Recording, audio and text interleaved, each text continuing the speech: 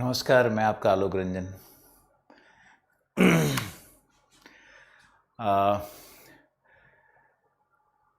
Today's agenda is to talk about climate change and global warming with certain perspectives. This topic is really hot in terms of the kind of coverage it will have in the newspapers, the kind of talks which are going on in the world, and also because of the growing urbanization, and also because of the population explosion which has taken place, especially the urban explosion which has taken place across the world. Urban explosion is a phenomena not only of India, but it is of the world scenario. So our topic today is very much related, very much relevant, and very much connected to the current developments in the world, and it has deep environmental concerns. It has related with our lives in general. So I hope this video will help you in learning about your urban surrounding and what all problems and what all causes and what are the effects which are coming through the global warming and the urban heat island concepts. I want to show you this map. This has been taken from the National Geographical Society. I owe this map to the National Geographical Society. I have a word of thanks for them. Now look at this is your London street.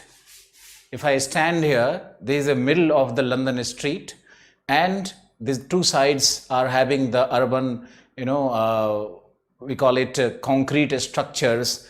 You can call it skyscrapers. So these skyscrapers and these roads, they all are constructed of, even the pavements, even the buildings, the roads, even the cars, they're all constructed of, made of the building materials like iron, steel and plastics and mortar, bricks, stone chips. So these all have the very high heat capacity and very high thermal conductivity. They can absorb enormous amount of heat and they preserve this heat with them. And the urban areas are extremely hot, and the temperature can be up to 12 degrees centigrades more than the normal. What has been found is generally the temperature will be 3 degrees higher than the rural areas or the surrounding areas. But even 25 degree higher temperatures have been found in certain pockets of the central business districts of the metropolitan regions. This urban heat island phenomena is deeply connected with the large urban agglomerations. Small villages or small urbs or suburbs have no such heat island development, but cities like New York, cities like Delhi, and cities like maybe Bangalore, they have this urban heat island phenomena. The condition is so worst now that the actual quality index, we call it AQI, the air quality index, which shall be 60 to 70 units in the air, but actually it is found more than 323 in Delhi. So the living condition in Delhi is pathetic, it is horrifying, and Delhi doesn't provide the best environment for our living and for our good health. Okay, so coming to the topic now, I hope my notes are gone.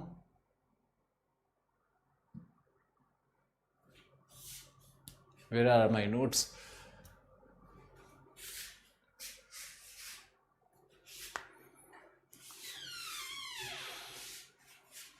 कौन सा है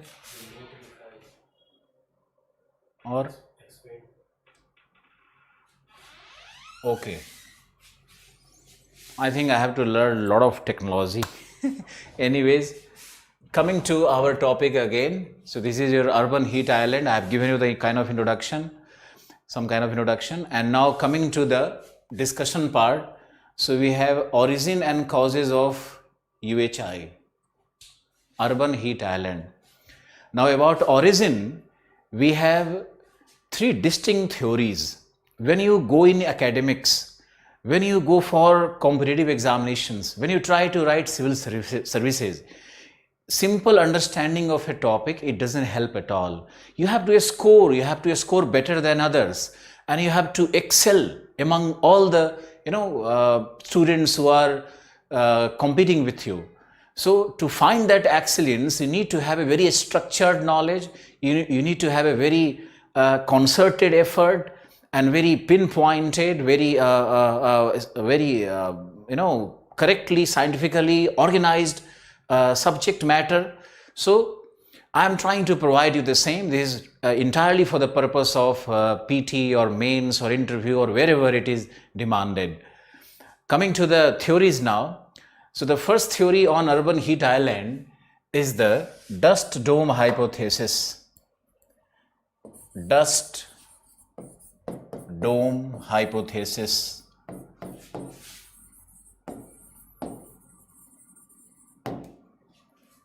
This is the most proclaimed theory. This is the most discussed theory, most debated theory. What is dust dome? The urban areas have human volcanoes.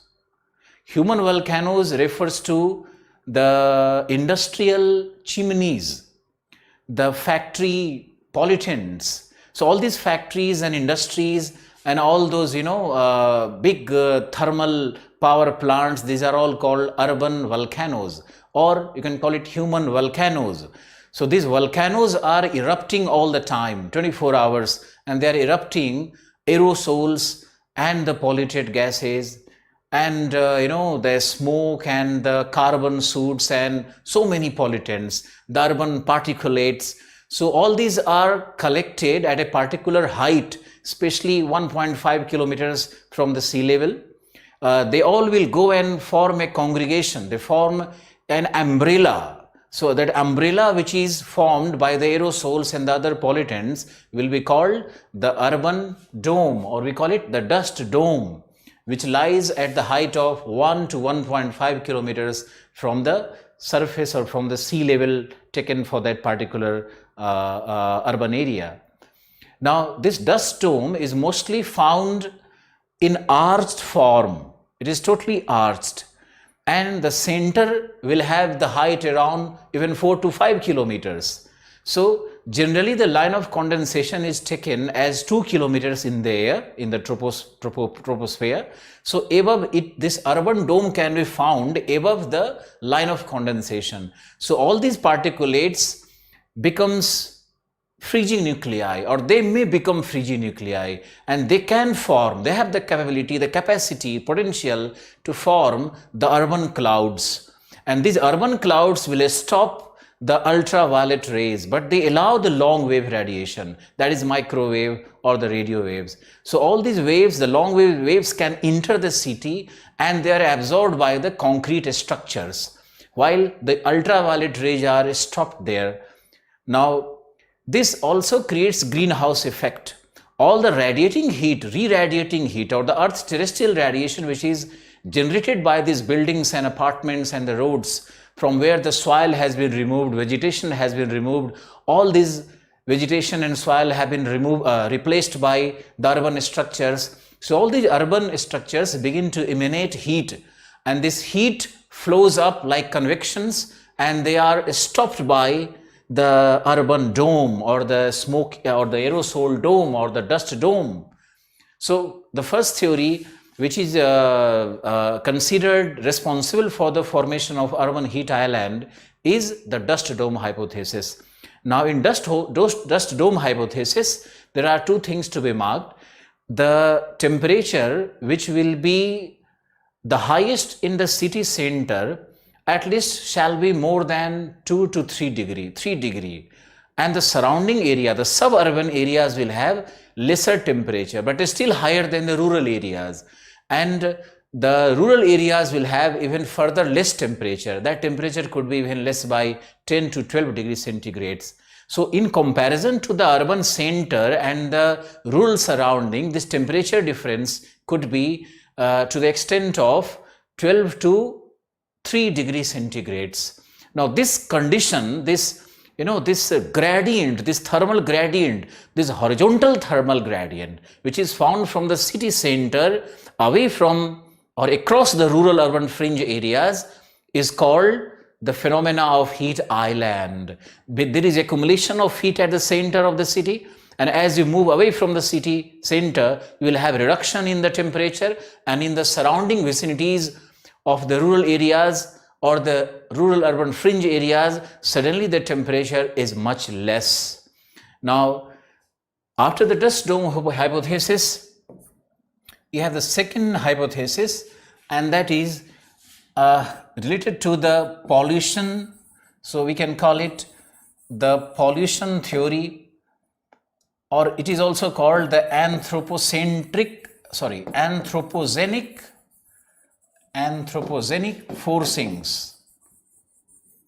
The anthropogenic forcings.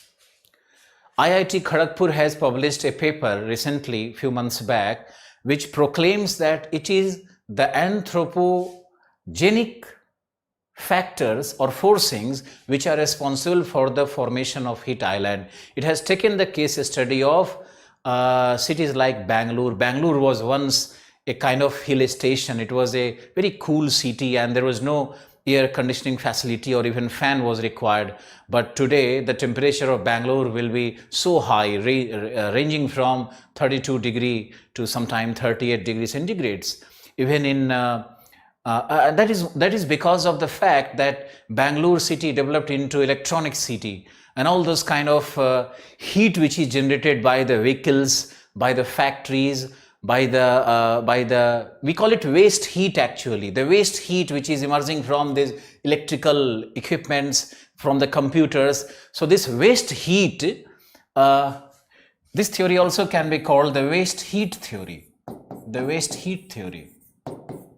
So this waste heat which is produced by all these modern equipments and our luxuries and our vehicles and our computers and our electronic equipments. So all this heat which is being generated by this all these facilities which humans have acquired in modern era, they are creating that excessive waste heat. And this waste heat is also trapped by the urban dome or the dust dome. So not only the incoming solar radiation in the form of microwave and the radio wave, but also the heat which is generated by the anthropogenic factors, they both contribute to the formation of urban heat island. So please remember, don't write simply about the sun and the radiation and the concrete structure. You must include in your discussion this waste heat theory. So that will give more value to your answer writing. Coming to the one very important discussion about the aerosols. So we can call it separately the aerosol theory.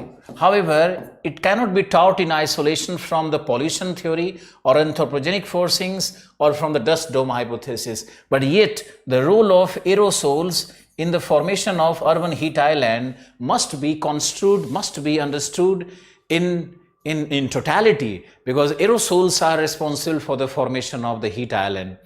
Aerosols consist of the microscopic pollutants, the urban particulate pollutions, the carbon soot, the dust, the various solids which are emanating from the traffic pollution and the human volcanoes, industries. So they are all aerosols. Now these aerosols have very unique property.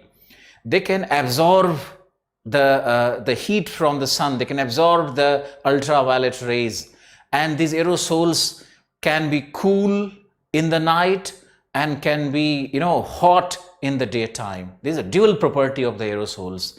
Now this urban heat island phenomena is more prominent during the night, and especially during the winters. You must remember that urban heat islands are best developed during the winters, because during the winters the low angle of the heat or the lesser verticality of the sun rays, or maybe you can call it the angle of incidence during the winter increases. So all this fact will amount to less heating of the aerosols, and the aerosols are much colder. And when aerosols are colder, they will act as freezing nuclei, and they can stop the heat generated from the bottom, and the heat can go and hit the aerosols and return back, and they keep heating the lower atmosphere more. So the aerosols play a great role in the formation of urban heat island, which this phenomena is more prominent, as I said, during the winters. During the winters, the heat or the temperature of the core of the city is much more than the surrounding. Now, aerosols play another role. They also can generate greater reflection of the heat, which is they're very high reflective in terms of the heat waves coming from the Earth's radiation. Now, what they do when aerosols are there, and they have this cooling effect in the upper atmosphere, so the cold air begin to sink, and when the cold air is sinking, you will have atmospheric stability at the ground. And when there is atmospheric stability on the ground at the city center, then the heat waves are less transported, and the heat waves also have lesser horizontal movement. So the heat accumulates at the center, and then it becomes urban heat island, and the temperature begin to rise there.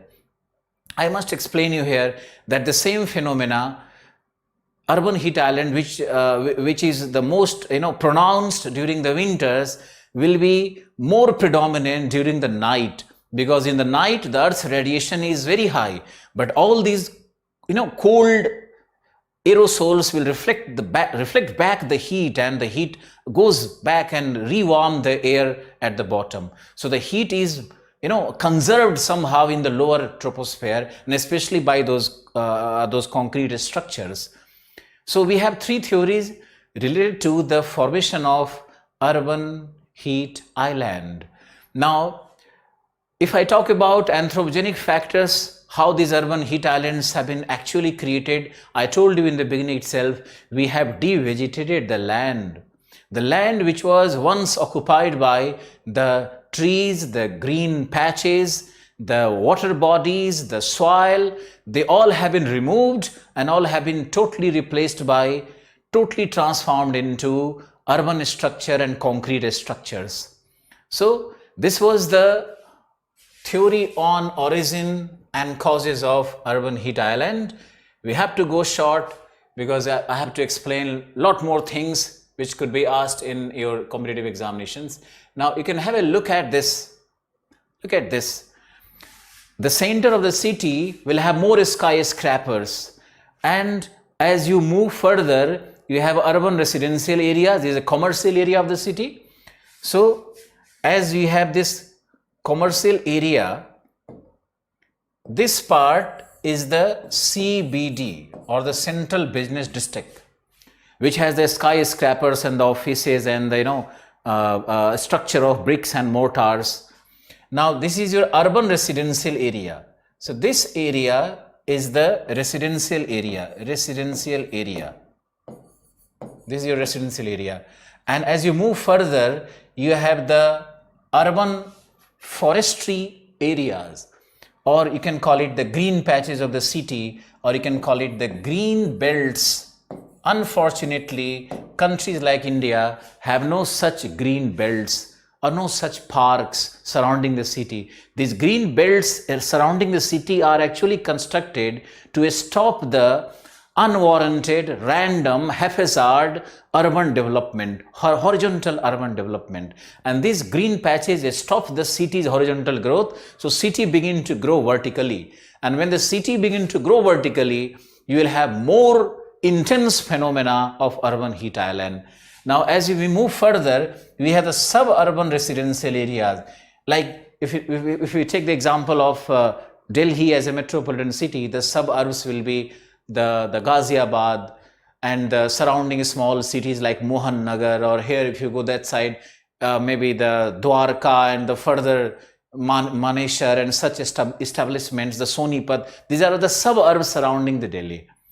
Now for Hyderabad, it could be the Cyberabad, which is growing into the main city, converging with the main city, but it was once the suburb of Hyderabad.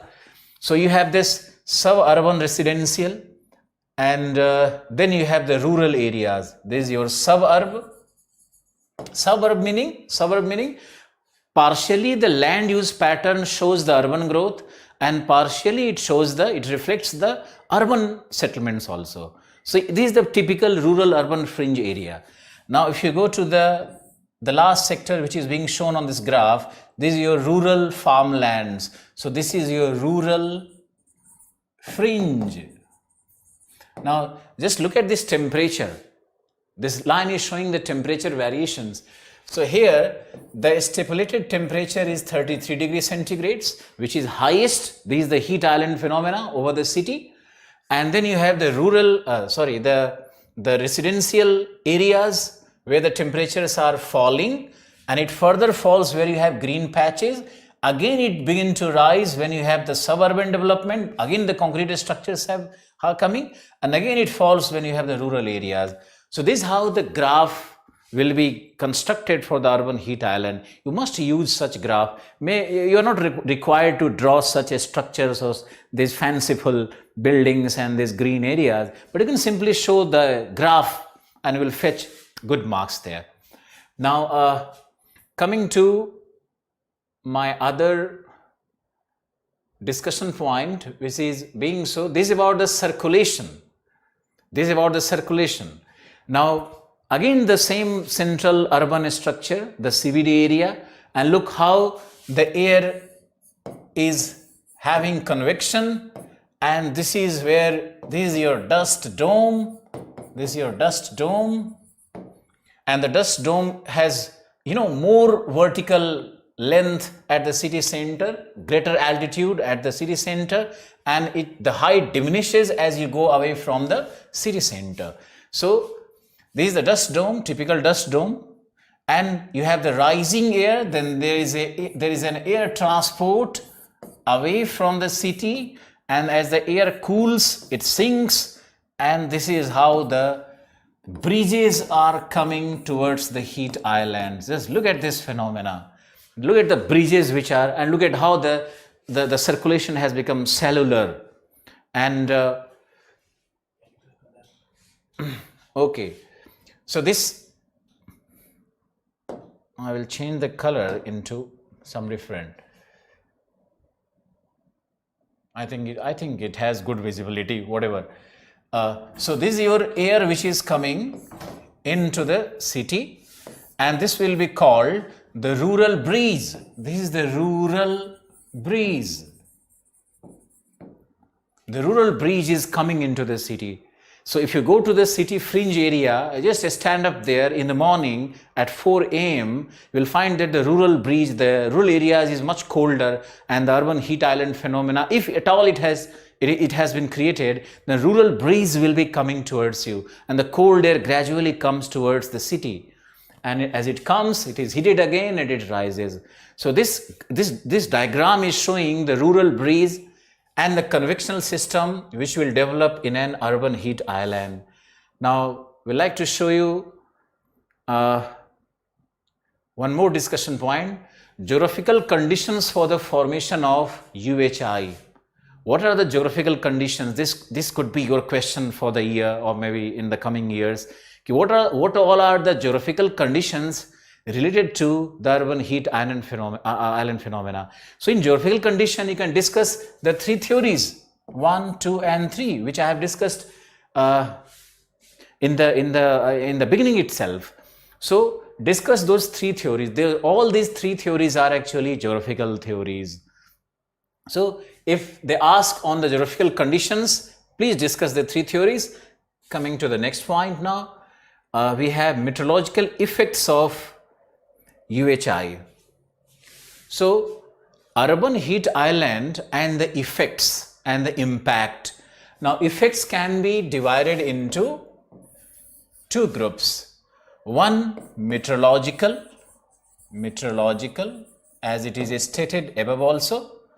So one is the meteorological effect, and second is the anthropogenic. and third could be the impact on the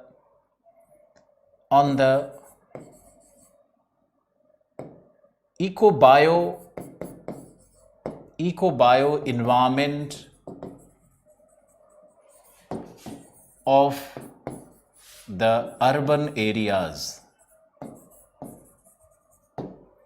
The eco-bio environment of the urban areas. So whenever this question is asked and impact is asked, you must formulate these three. And this kind of a structuring for your answer. Now in meteorological effect, I have discussed one. So one was this rural urban breeze. This rural urban breeze. Fine. So you have to write one paragraph on rural urban breeze. And second will be the formation of stratocumulus clouds, which are orphan clouds and which can cause drizzles and sudden rainfall. Then the rainfall vanishes in no time. You will find in urban areas that suddenly the rain has come and the droplets are down there and then it vanishes. So these erratic rainfall are actually caused by the urban heat island phenomena. Now how it is formed, I will go on a blank page now. If this is your urban area, there is the CBD, this is your CBD, and here you have the building structure, etc. And this is the convection which is taking place. So as the air is lifting, the moisture generally transported in the upper air will be much less, I said. The moisture transported in the upper air is much less, because after the urban heat formation here, the urban heat island formation here, through the urban canyons. Urban canyons are the roadways and the transportation lines or the arteries which connect the central business district or the center of the city. So all those roadways and the highways connecting to the cities are called the urban canyons. Now, because of the urban heat phenomena and the very high, lofty buildings and those structures, the wind are actually diverted through, channelized through the urban canyons or those lanes and streets and roads. So when this air is moving through these lanes and streets, they actually, the moisture is not actually transferred to the central area, rather it is distributed in different channels.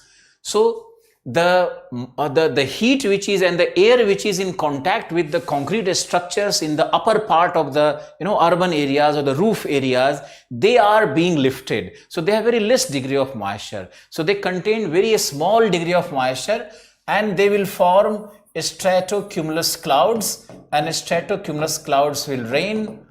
They will have very short drizzles, and when these short drizzles will bring all those chemicals with acidic properties, mainly the sulfuric chemicals and the nitrous. So all these will fall as acid rain. So acid rain can be caused by this stratocumulus cloud, which we are going to write as SC cloud. So stratocumulus clouds.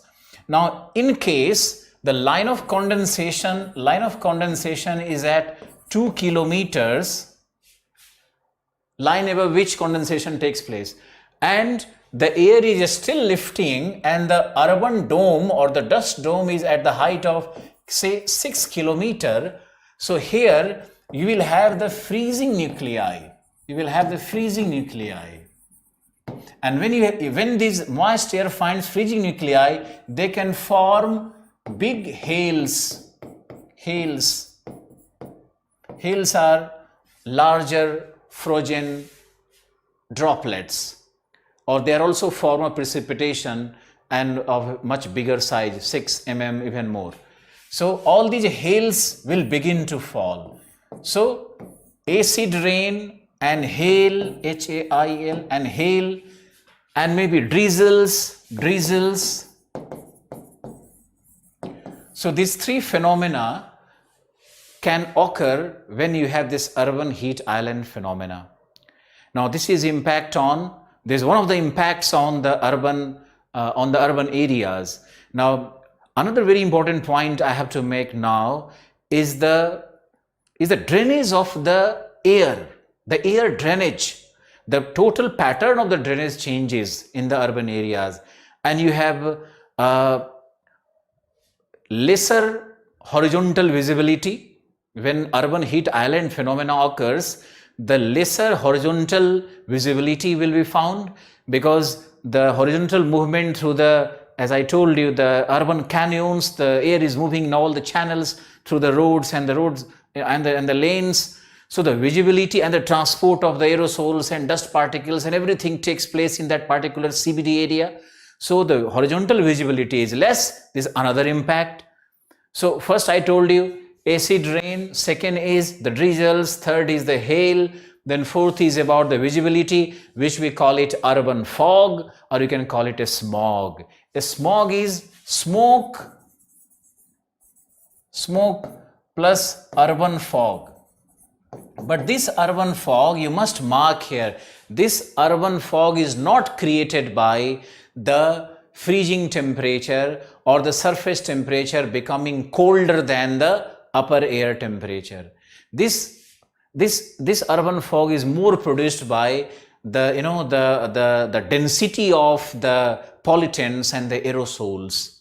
So this you must remember and try to differentiate from the other fog which occurs due to the inversion of temperature during the winters. Fog is generally they occur in the urban areas, and generally they are found during winters, but that normal fog is created by either the drainage of the cold air from the hilltops, or they are created by the inversion of temperature phenomena during the winter. So don't connect your previous knowledge of fog with our urban fog here.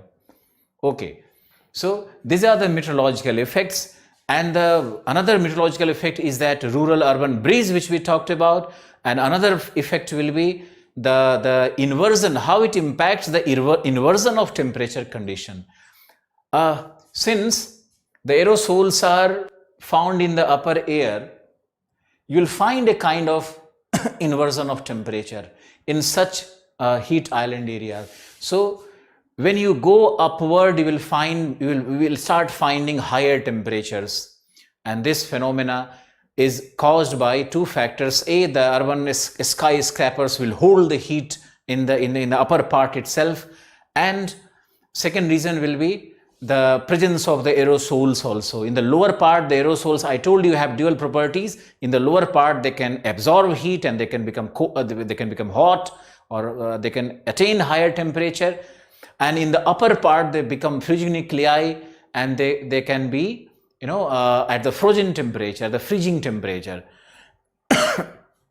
Okay, so this is about the meteorological impact, and second impact is in terms of the Ecobio environment of the urban areas. Now, this very interesting point which was published by again the IIT Kharagpur researchers. So they have used this term ecotherms. These are small ants, cheetah, and the lizards. So all the lizards, and they really enjoy, they really are adaptive, they are really conducive with the higher temperatures. And when the temperatures grows higher, and the cooling of the soil and the cooling of that air, and the conditions are heated, so they will have more breeding, and the reproduction rate is much more. So one phenomena which is startling and which is very surprising and newfound is the ecotherms and their higher reproduction and their occurrence in the urban areas. आपने देखा होगा, you must have observed that in urban areas, चींटी, मच्छर, dengue, malaria, these all are growing at terrible rates. So this has connection from the urban heat island. Must remember it. Then we have this anthropogenic factors. Now this is the most important part as well as the easiest part, how urban heat islands are affecting us, we humans. So we humans are affected in different ways. Pollution is one problem. So we have pollution of different types. So pollution, and then we have suffocating environment. We have respiratory problems. We have carcinogenic effects or cancerous. So they are actually creating health hazards. Health hazards are the outcome of this heat islands, the formation of heat island. Now they're also affecting the aquatic life, because when the heat is more and the air is transporting more heat, even the water drainage, the water in the city center has much higher temperature. So we call it thermal pollution. So another form of pollution will be thermal pollution. All those drains and the nalas and the sewages which are found in the urban areas, they have much higher temperature. So as they drain into the river temperature is also raised, and because of the thermal pollution, the aquatic lives can be destroyed, and some different aquatic lives which are more adapted to the higher temperature, they can grow and they can have more reproduction.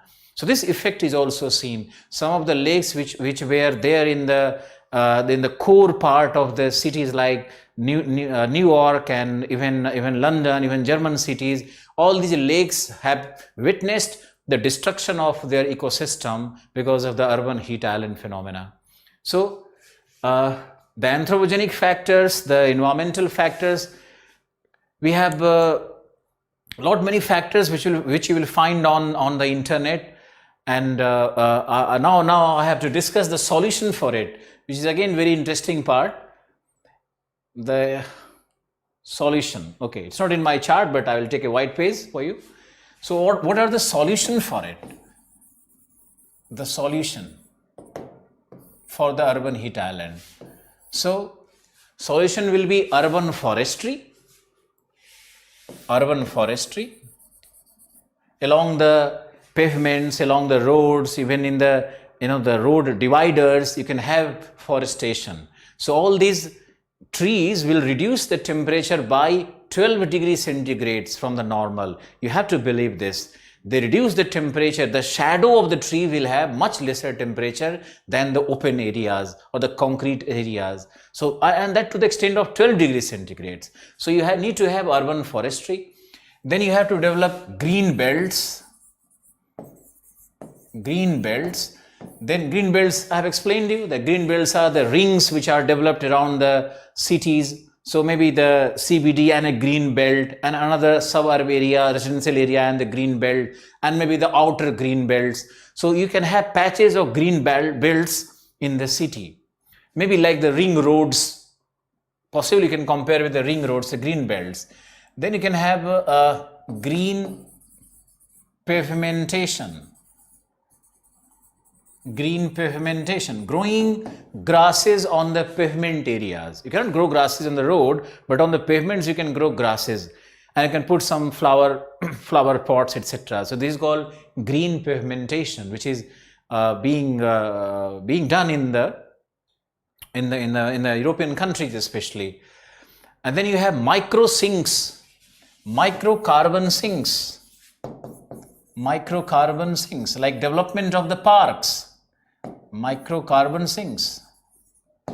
development of the green parks, the patches which could be created within residential areas, or even in the commercial areas, you can have some green patches of trees and plants, and particular plants and trees which have more absorption of heat as well as CO2, because this CO2 actually creates the greenhouse effect.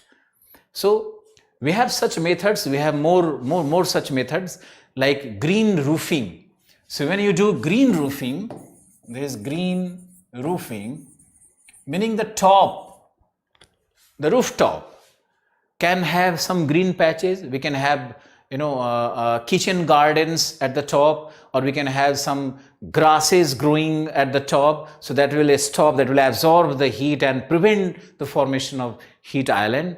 And we can have this cool roof system. Cool roof system can be, I'm taking another point, cool roof. We can paint our rooftop with different colors, with light colors, with white colors, because white colors will reflect back more light rays and absorb less. And two more points I would like to add: use of asphalt. Instead of the metallic roads, if you use coal tar, asphalt is also called coal tar.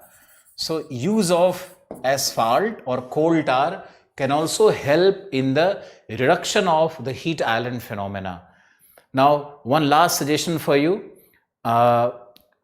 coating of grasses and grass paving, and also the vegetative shading can be done. So all these solutions must be introduced by the Planning Commission and the urban planners. And thank you for the day. I hope you enjoy my video, and I hope you subscribe me also, because I'm simply loving this platform, coming and interacting with you people. I'm really enjoying coming on video classes and taking certain topics which are actually very interesting and related to the human life and our civilization. Thank you for the day. Namaskar. Thank you.